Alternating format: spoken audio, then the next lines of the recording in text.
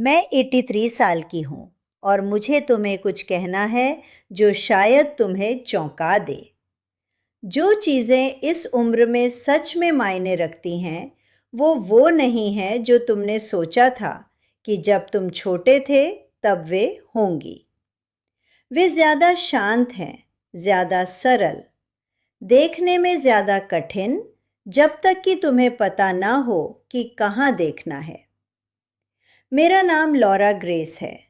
मैं विंसेंट से 46 साल तक शादीशुदा रही, उससे पहले कि वह 15 साल पहले मर गया। मैंने 5 बच्चों को पाला है। मैं एक विनाशकारी गिरावट से बची हूँ जिसने मुझे 11 घंटे तक फर्श पर अकेला छोड़ दिया। मैंने एक नर्सिंग होम से अपना रास्ता लड़कर निकाला है और मैं इतना लंबा जी चुकी हूँ कि ठीक ठीक जानती हूँ कि जो लोग बस किसी तरह चल रहे हैं और जो लोग सच में जी रहे हैं, उनमें क्या फ़र्क करता है। थंबनेल 5 चीज़ें कहता है, लेकिन मैं तुम्हें 7 देने वाली हूँ। जैसे जैसे मैं आगे बढ़ूँ, उन्हें गिनते जाना, क्योंकि अंत तक तुम्हें ठीक ठीक पता चल जाएगा कि तुम कहाँ खड़े हो। और अगर तुम्हारे पास इनमें से सिर्फ 3 भी हैं, तो तुम अपनी उम्र के ज़्यादातर लोगों से आगे हो। चीज़ नंबर 1, एक जगह जिस पर तुम्हारा नाम हो। अगर तुम 65 और 80 के बीच हो और तुम्हारे पास एक घर है, बड़ा या छोटा, चुका हुआ या नहीं, और दस्तावेज पर तुम्हारा नाम है, तो तुमने वो किया है जिसका सपना ज़्यादातर लोग देखते हैं लेकिन कभी हासिल नहीं कर पाते। मैंने ये घर विंसेंट के साथ 1978 में खरीदा था। छोटा, 2 बेडरूम, कुछ भी खास नहीं। जब वह मरा, मेरे बेटे डेविड ने मुझे कहा कि मुझे इसे बेच देना चाहिए। कहीं छोटा सा जाना, कहीं आसान, कहीं मतलब उसके करीब, ताकि वह मुझ पर नज़र रख सके। मैंने उसे नहीं कहा, ये मेरा है, इस दस्तावेज पर मेरा नाम है और मैं तब तक रह रही हूँ जब तक वे मुझे उठाकर बाहर ना ले जाएं। ये सिर्फ रियल एस्टेट नहीं है, ये गरिमा है। यहाँ वह सच है जो ज़्यादातर लोग नहीं सुनना चाहते। 65 के बाद अपनी जगह होना निवेश के बारे में नहीं है, ये जीवित रहने के बारे में है। मकान मालिक वरिष्ठ किराएदार नहीं चाहते। वे स्वास्थ्य समस्याओं को लेकर चिंता करते हैं, जिम्मेदारी को लेकर, इस बारे में कि अगर तुम यूनिट में मर जाओ तो क्या होगा। ये क्रूर है, लेकिन ये सच है। अगर तुम्हें 70 पर, 75 पर, 80 पर भी अभी भी शिफ्ट होना पड़े, तो तुम्हारे विकल्प जल्दी सिकुड़ते हैं। किराया बढ़ता है, विकल्प घटते हैं। लेकिन अगर तुम्हारे पास एक घर है जिस पर तुम्हारा नाम है, तो तुम्हारे पास कुछ है जिसे कोई भी छीन नहीं सकता। तुम्हारे पास एक दरवाज़ा है जिसे तुम बंद कर सकते हो, एक बिस्तर जो तुम्हारा है, एक छत जो गायब नहीं होगी। इससे फर्क नहीं पड़ता कि यह एक छोटा अपार्टमेंट है, एक मोबाइल होम या उपनगर में एक घर। अगर उस दस्तावेज पर तुम्हारा नाम है, तो तुमने कुछ अनमोल सुरक्षित कर लिया है। स्थिरता, तुम्हारे बच्चे जानते हैं कि तुम सुरक्षित हो, तुम्हारा मन शांत है, तुम एक किराया बढ़ोतरी की दूरी पर संकट में नहीं हो। जब मैं जागती हूँ, मैं दीवारों को देखती हूँ और सोचती हूँ, ये मेरा है, कोई मुझे जाने के लिए मजबूर नहीं कर सकता। वह एहसास किसी भी छुट्टी से ज़्यादा कीमती है जो मैंने कभी नहीं ली। अगर तुम्हारे पास एक जगह है जिस पर तुम्हारा नाम है, तो तुम जिंदगी सही जी रहे हो। चीज़ नंबर 2, पैर जो अभी भी तुम्हें उठाए रखते हैं। अगर तुम अभी भी मेल बॉक्स तक चल सकते हो, कुछ सीढ़ियाँ चढ़ सकते हो या बिना मदद के खड़े हो सकते हो, तो तुम एक छोटे समूह में हो जितना तुम सोचते हो उससे। 3 साल पहले मैं गिरी जोर से अपने बाथरूम में रात के 2 बजे। मैं वहाँ 11 घंटे पड़ी रही इससे पहले कि किसी ने मुझे ढूंढा। जब वे आखिरकार मुझे अस्पताल ले गए, डॉक्टर ने कहा, तुम खुशकिस्मत हो कि तुम्हारी हिप नहीं टूटी। मैंने कहा, मैं खुशकिस्मत महसूस नहीं करती। उसने कहा, मुझ पर भरोसा करो, तुम हो, क्योंकि अगर तुम्हारी हिप 80 पर टूट गई होती तो तुम शायद फिर कभी चल नहीं पाते। तुम्हारे पैर सिर्फ अंग नहीं हैं, वे आज़ादी हैं। जब तुम्हारे पैर काम करते हैं, तुम खुद दुकान जा सकते हो, किसी दोस्त से मिल सकते हो, अपने घर में बिना डर के चल सकते हो, बिना हाथों का इस्तेमाल किए कुर्सी से उठ सकते हो, खाना बनाते हुए खड़े रह सकते हो, मदद मांगे बिना चल फिर सकते हो। जिस पल तुम्हारे पैर जवाब दे देते हैं, सब कुछ बदल जाता है। तुम्हें सहायता चाहिए, तुम्हें सवारी चाहिए, तुम्हें दूसरों से धैर्य चाहिए। तुम्हारी दुनिया तुम्हारे बिस्तर और तुम्हारी कुर्सी के बीच की दूरी तक सिकुड़ जाती है। मैं हर एक सुबह चलती हूँ, ज़्यादा दूर नहीं, बस अपने ब्लॉक के चारों ओर 20 मिनट। मेरे घुटने दुखते हैं, मेरी पीठ परफेक्ट नहीं है, लेकिन मैं अभी भी चल सकती हूँ और जब तक मैं कर सकती हूँ, मैं करूँगी। क्योंकि जिस दिन तुम्हारे पैर काम करना बंद कर देते हैं, वो दिन तुम्हारी स्वतंत्रता के खत्म होने का दिन होता है। अगर तुम अभी भी अपने दम पर चल सकते हो, तो तुम जिंदगी सही जी रहे हो। चीज नंबर 3, एक दोस्त जिससे तुम सच में बात कर सको। 10 दोस्त नहीं, 5 नहीं, बस एक व्यक्ति जिसे तुम कॉल कर सको जब तुम्हारे मन में कुछ हो। एक व्यक्ति जो सच में फोन उठाता है। एक व्यक्ति जो तुम्हारी कहानी जानता है और फिर भी और सुनना चाहता है। अगर तुम्हारे पास वह है, तो तुम उससे ज़्यादा अमीर हो, जितना ज़्यादातर लोग समझते हैं। मेरी एक दोस्त है जिसका नाम रूथ है। हम एक दूसरे को 40 साल से जानते हैं। हम हर गुरुवार कॉफ़ी के लिए मिलते हैं, वही जगह, वही टेबल। हम किसी भी महत्वपूर्ण चीज़ के बारे में बात नहीं करते, हम बस बात करते हैं और किसी तरह वह ही सब कुछ है। यह है जो उम्र के साथ होता है। दोस्त गायब हो जाते हैं, कुछ दूर चले जाते हैं, कुछ बीमार हो जाते हैं, कुछ गुजर जाते हैं, कुछ बस कॉल करना बंद कर देते हैं और इससे पहले कि तुम्हें पता चले, तुम अकेले हो। लेकिन यह एक भरी हुई कॉन्टैक्ट लिस्ट होने के बारे में नहीं है। यह एक असली कनेक्शन होने के बारे में है। एक दोस्त जो तुम्हारा जन्मदिन याद रखता है। एक दोस्त जो पूछता है कि तुम सच में कैसे हो। एक दोस्त जो सिर्फ बोलता नहीं, जो सुनता है। अगर तुम्हारे जीवन में एक व्यक्ति है जो सच में तुम्हें जानता है, जो तुम्हारी परवाह करता है, जो तब भी सामने आता है जब सुविधाजनक नहीं होता, तो तुम्हारे पास कुछ है जिसे खोजने में ज़्यादातर लोग अपनी पूरी ज़िंदगी लगा देते हैं। अगर तुम्हारे पास एक सच्चा दोस्त है, तो तुम ज़िंदगी सही जी रहे हो। चीज़ नंबर 4, बच्चे जो अभी भी कॉल करते हैं। वे बच्चे नहीं जिन्हें पैसे चाहिए। वे बच्चे नहीं जो सिर्फ छुट्टियों पर दिखाई देते हैं। वे बच्चे जो सच में तुम्हारी आवाज़ सुनना चाहते हैं। अगर तुम्हारे बच्चे तुम्हें कॉल करते हैं, सिर्फ बात करने के लिए, सिर्फ हालचाल लेने के लिए, सिर्फ हेलो कहने के लिए, तो तुमने माता पिता के तौर पर कुछ सही किया है। मेरे 5 बच्चे हैं, उनमें से 3 मुझे नियमित रूप से कॉल करते हैं।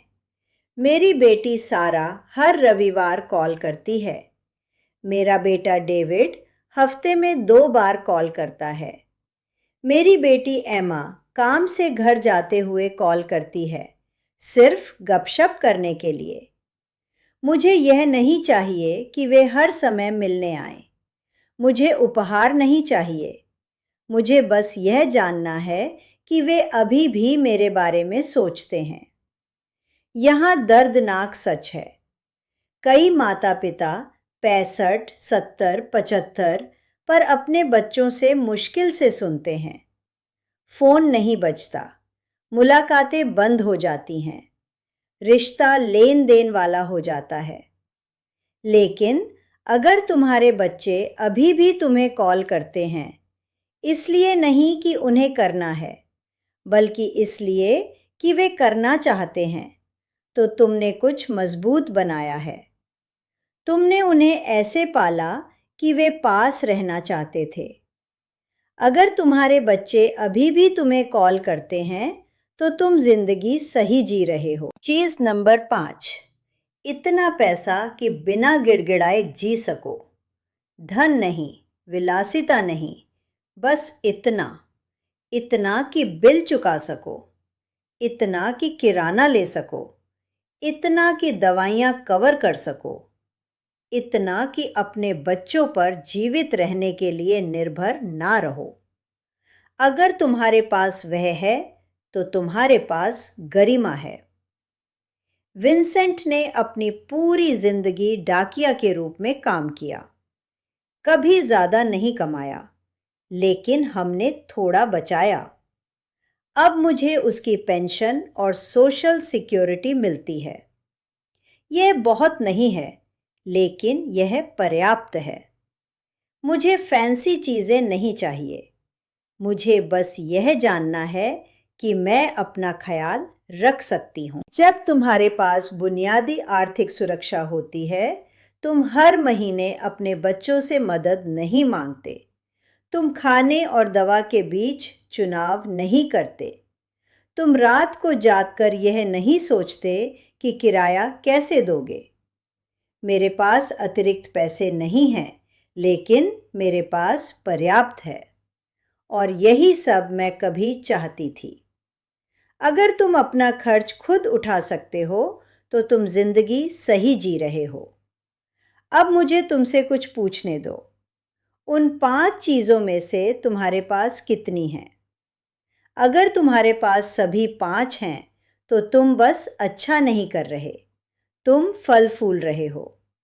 लेकिन बात यह है, मैंने तुम्हें 5 से ज़्यादा का वादा किया था, और मैं वह वादा निभा रही हूँ, क्योंकि 2 और चीज़ें हैं जो सच में उन लोगों को अलग करती हैं जो बस किसी तरह चल रहे हैं, उन लोगों से जो सच में जी रहे हैं। चीज़ नंबर 6, कड़वाहट से मुक्त मन। क्या तुम रात में सो सकते हो बिना अपने दिमाग में पुराने झगड़े दोबारा चलाए? बिना अपने अतीत के किसी व्यक्ति से नफरत किए? बिना कड़वाहट के तुम्हें अंदर से खाए? अगर तुम कर सकते हो, तो तुम आज़ाद हो। कड़वाहट ऐसा है जैसे जहर पीना और इंतज़ार करना कि दूसरा व्यक्ति मर जाए। यह उन्हें चोट नहीं देता, यह सिर्फ तुम्हें चोट देता है। सालों तक मैं अपनी बेटी लिंडा से नाराज़ थी। वही थी जिसने मुझे मीडो ब्रुक में डालने के लिए सबसे ज़्यादा जोर दिया। वही थी जिसने मुझसे कहा कि मैं अपना ख्याल नहीं रख सकती। वही थी जिसने मुझे बोझ जैसा महसूस कराया। मैं रात को बिस्तर में लेटी रहती और हमारे झगड़े दोबारा चलाती। उन बातों के बारे में सोचती जो मुझे कहनी चाहिए थी, और ज़्यादा गुस्से में आती जाती। एक दिन मेरे डॉक्टर ने मुझसे पूछा, क्या तुम्हें अंदर से खा रहा है? मैंने उसे लिंडा के बारे में बताया। उसने कहा, इस गुस्से की कीमत सिर्फ तुम चुका रही हो, वो नहीं, तुम। उस रात मैंने तय किया कि मैं खत्म कर चुकी हूं। मैंने लिंडा को कॉल नहीं किया, मैंने माफ़ी नहीं मांगी। मैंने बस तय किया कि ये अब मायने नहीं रखता, और जिस पल मैंने इसे छोड़ दिया, मुझे हल्का लगा। यहाँ कड़वाहट के बारे में सच है। जैसे जैसे तुम उम्रदराज होते हो, ये भारी होती जाती है। जब तुम युवा होते हो, तुम रंजिशें ढो सकते हो और चलते रह सकते हो। लेकिन 65, 70, 75 पर वह वज़न असहनीय हो जाता है। छोड़ देना यह नहीं मांगता कि दूसरा व्यक्ति बदल जाए। यह माफ़ी नहीं मांगता, यह संपर्क भी नहीं मांगता। यह सिर्फ यह मांगता है कि तुम तय करो, मैं इसे ढोकर थक चुका हूं। उस गिरावट के बाद, फर्श पर उन 11 घंटों के बाद, मैंने चीजें लिखना शुरू किया, सिर्फ अपने लिए। छोटे नियम जो मैंने अपने लिए बनाए, चीजें जो मैंने छोड़ देने के बारे में सीखी थी, अपनी शांति की रक्षा करने के बारे में। मैंने इसे कुछ नहीं समझा। मेरी पोती क्लेयर थी, जिसने महीनों बाद नोटबुक ढूंढी और मुझे बताया कि दूसरी महिलाओं को पढ़ना चाहिए जो मैंने लिखा था। वही थी जिसने इसे ऑनलाइन डाला। उसने इसका नाम स्वतंत्रता के लिए संपूर्ण मार्गदर्शिका रखा। मैं ईमानदारी से अब भी इसके बारे में अजीब महसूस करती हूँ, लेकिन यह इस वीडियो के अंत के लिए एक कहानी है। तुम अब भी किस पर गुस्सा हो? तुम अब भी किसे दोष दे रहे हो? किसका नाम तुम्हारे सीने को कस देता है? वह व्यक्ति शायद ये भी याद नहीं करता कि क्या हुआ था। वे अपनी जिंदगी पूरी तरह बेफिक्र जी रहे हो सकते हैं, जबकि तुम अभी भी दुखी हो। क्या ये इसके लायक है? अगर तुम रात में बिस्तर पर जा सकते हो, बिना रंजिशें ढोए, बिना पुराने झगड़े दोबारा चलाए, बिना किसी के लिए बुरा चाहें, तो तुमने कुछ हासिल किया है जो ज्यादातर लोग कभी नहीं करते। अगर तुम कड़वाहट के बिना सो सकते हो, तो तुम जिंदगी सही जी रहे हो। चीज नंबर 7, सुबह उठने की एक वजह। सिर्फ जागना नहीं, बल्कि किसी चीज के लिए जागना। शायद ये तुम्हारा बगीचा है, शायद ये तुम्हारे पोते पोतियां हैं, शायद ये कोई शौक, कोई प्रोजेक्ट, कोई रूटीन है जो तुम्हारे दिन को ढांचा देता है। अगर तुम्हारे पास अभी भी कुछ है जो तुम्हें बिस्तर से बाहर निकलना चाहता है, तो तुम सबसे सच्चे अर्थ में जीवित हो। जब विंसेंट मरा, मैंने उठने की अपनी वजह खो दी। हम साथ नाश्ता किया करते थे, टहलने जाते थे, खबरें देखते थे। ये रूटीन था, लेकिन ये हमारा था। उसके मरने के बाद सुबहें खाली हो गई। मैं जागती और सोचती, क्यों मेहनत करूं? मेरी पोती क्लेयर ने मेरे लिए एक बर्ड फीडर खरीदा।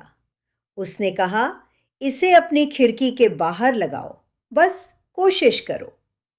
अगली सुबह एक कार्डिनल आया, फिर एक ब्लू जे, फिर गौरैया। मैं उन्हें देखने के लिए जागने लगी। मैं कॉफ़ी बनाती, खिड़की के पास बैठती और पक्षियों को देखती। ये बहुत नहीं था, लेकिन ये कुछ था। उन पक्षियों ने मुझे एक वजह दी, और एक बार मेरे पास वह हो गई तो मैं दूसरी वजह भी ढूंढने लगी। यहाँ 65 के बाद की जिंदगी के बारे में सच है। उद्देश्य बस गायब नहीं होता, लेकिन वह बदलता है। जब तुम छोटे होते हो, तुम्हारा उद्देश्य साफ होता है। तुम काम करते हो, तुम अपने बच्चों को पालते हो, तुम अपनी जिंदगी बनाते हो। लेकिन रिटायरमेंट के बाद जब तुम्हारे बच्चे बड़े हो जाते हैं, जब तुम्हारा जीवन साथी चला जाता है, अचानक एक खालीपन होता है। जो लोग 65 के बाद फलते फूलते हैं, वे हैं जो उठने के नए कारण ढूंढते हैं। यह बड़ा होना ज़रूरी नहीं है। इसे दुनिया बदलने की ज़रूरत नहीं है। इसे बस तुम्हारे लिए मायने रखना चाहिए। शायद ये अपने पौधों को पानी देना है। शायद ये किसी दोस्त को कॉल करना है। शायद ये कोई पज़ल करना है। शायद ये अपना पसंदीदा खाना बनाना है। शायद ये टहलना है या अपनी कॉफ़ी के साथ बाहर बैठना है। इससे फ़र्क नहीं पड़ता कि वह क्या है, बस ये मायने रखता है कि वह तुम्हारा है। मैं पत्र लिखती हूँ, पुराने ज़माने के पत्र अपने पोते पोतियों को, पुराने दोस्तों को, उन लोगों को जिन्हें मैंने सालों से नहीं देखा। मुझे नहीं पता वे उन्हें पढ़ते हैं या नहीं, लेकिन मैं फिर भी लिखती हूँ। यह मुझे कुछ करने को देता है। अगर तुम हर सुबह जागते हो और तुम्हारे पास किसी चीज़ का इंतज़ार करने के लिए कुछ है, चाहे वह छोटा ही क्यों ना हो, तो तुम जी रहे हो। अगर तुम्हारे पास उठने की एक वजह है, तो तुम जिंदगी सही जी रहे हो। तो मुझे फिर से तुमसे पूछने दो, इन 7 चीज़ों में से तुम्हारे पास कितनी हैं? मैंने पहले बताया था कि मैंने चीज़ें लिखना शुरू किया। क्लेयर ने मुझे इसे ऑनलाइन डालने में मदद की। स्वतंत्रता के लिए संपूर्ण मार्गदर्शिका। मुझे यह मानने में शर्म आती है, लेकिन मेरे बेटे डेविड ने 3 दिन पहले मुझे कॉल किया और कहा कि इसे नीचे कर दो। उसने कहा, माँ, तुम परिवार को शर्मिंदा कर रही हो। तुम ऐसी बातें बाहर ला रही हो जो तुम्हें नहीं करनी चाहिए। मैं ऐसा करने के बारे में सोच रही हूँ। मुझे नहीं पता मैं इसे ऊपर रखने की हिम्मत और कितने समय तक रख पाऊंगी। स्वतंत्रता के लिए संपूर्ण मार्गदर्शिका का लिंक पिन किए गए कमेंट में है। मैं इसे जल्द नीचे कर सकती हूँ क्योंकि मेरा साहस टूट रहा है और क्योंकि डेविड मुझ पर दबाव डालता जा रहा है। तो अगर आज मैंने जो कहा उसने तुम्हें छुआ, तो अभी क्लिक करो, इंतज़ार मत करो। मेरे बच्चों में से एक ने पिछले हफ्ते मुझे कॉल किया और कहा, माँ, लोग ये वीडियो देख रहे हैं और हमारे परिवार के बारे में बात कर रहे हैं। मैंने उनसे कहा, अच्छा, शायद किसी को यह सुनने की ज़रूरत है। अगर यह कहानी आज तुम्हें छू गई तो एक लाइक छोड़ दो। यह मुझे बताता है कि मुझे आगे बढ़ते रहना है। मैं तुम्हारा हर कमेंट पढ़ती हूँ, हर एक। तो अगर तुम्हारे पास इन 7 चीज़ों में से कुछ हैं, मुझे बताओ कौन सी हैं। सब्सक्राइब करो अगर तुम बात करते रहना चाहते हो। हर हफ्ते मैं इस मेज़ पर बैठती हूँ और तुम्हें सच बताती हूँ, क्योंकि किसी को तो करना ही है।